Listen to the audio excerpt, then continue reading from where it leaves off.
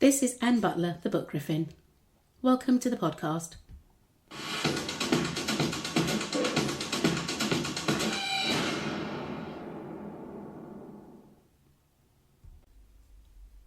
I'm continuing the theme of characters that we love, even though, on paper, we shouldn't. In the early 2000s, Lisa Kleypas wrote a series of historical romances set in the mid-1800s. I'm referring to her Wallflower stories. Now, there are some spoilers coming, so if you haven't read the Wallflower series yet, or you're just starting, look away now. This author is one of my favourite historical romance writers. I have several of her novels, and I've reread them all several times. In the second of her Wallflower series, It Happened One Autumn, she introduced a rogue of a character called St Vincent. He's the friend of Marcus, the hero of It Happened One Autumn. St Vincent is described as beautiful, but we know as we continue to read the novel that he shouldn't be trusted. Now, Marcus is courting a woman who his mother thinks is totally unsuitable.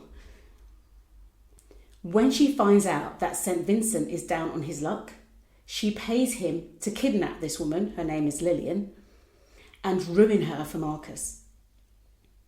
Luckily for Lillian, Marcus intercepts them before St Vincent can do his worst, and then Marcus beats the hell out of him. Marcus and Lillian gallop away to their happily ever after, but that's not the end of St Vincent. He gets his own story in the third Wallflower novel, which is called Devil in Winter.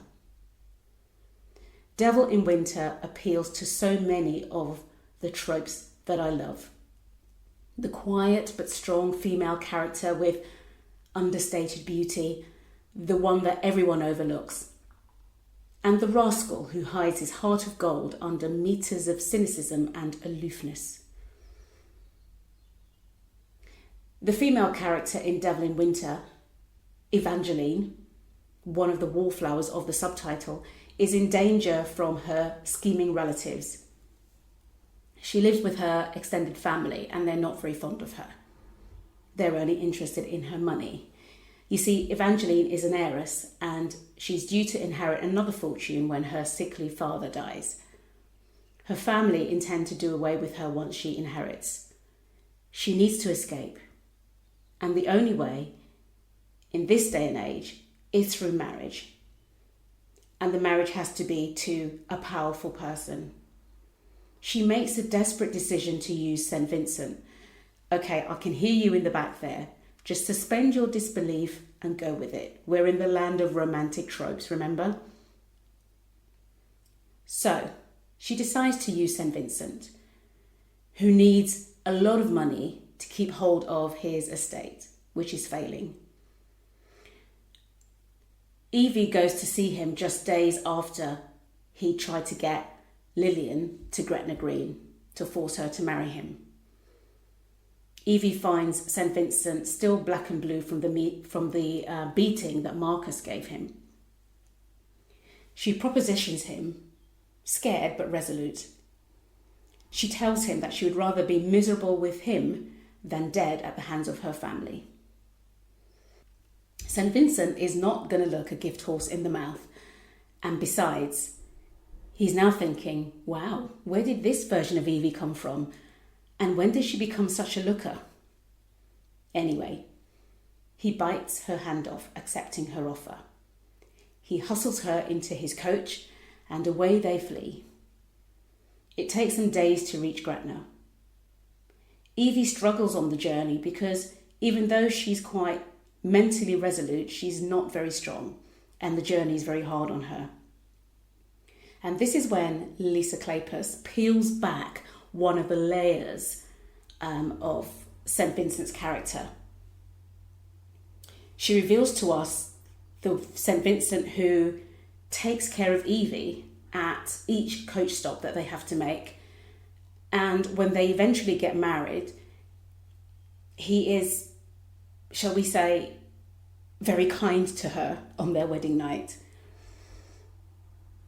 When Evie's enemies come for her, choosing to disregard the protection her marriage should have given her, we see the street fighter St Vincent, the one who is not going to let anyone harm the woman, who saw and treated him as something other than just a handsome wastrel.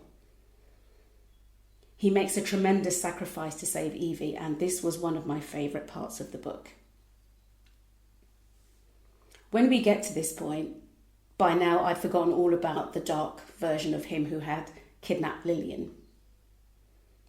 Evie starts to see St Vincent, the kind of St Vincent, the type of character that he hides from others. She starts to realise that the whole thing around kidnapping Lillian and what he'd intended to do to Lillian was just all bluster. She realises that he'd had no intention of harming her. He had just wanted to marry her to get her money. As she starts to find out these different parts of him and starts to love him, I was way ahead of her. For all the things he did to keep Evie safe, the way he helped her friends, a disparate group of people, for making sure she got to spend time with her father in his last days, trusting her so totally when her life was in his hands, these are all the reasons why I couldn't help but love Sebastian, Lord St Vincent. The Devil in Winter was published in 2006. If you've never read a Lisa Kleypas novel, I would recommend starting with this series. As I said at the start, I've read several of her novels, including some from the Wallflower series. My favourites of this series are Secrets of a Summer Night, which is Wallflower 1, Devil in Winter featuring St Vincent, which is Wallflower 3. But my ultimate favourite didn't contain any rogues, so I probably won't do a podcast about him, but my favourite is Scandal in Spring, Wallflower 4. This has been Anne Butler, the Book Griffin. If you enjoyed this podcast, please follow to receive notification when there are new episodes available. You can also follow me on Instagram by going to Instagram, searching for The Book Griffin and hitting follow.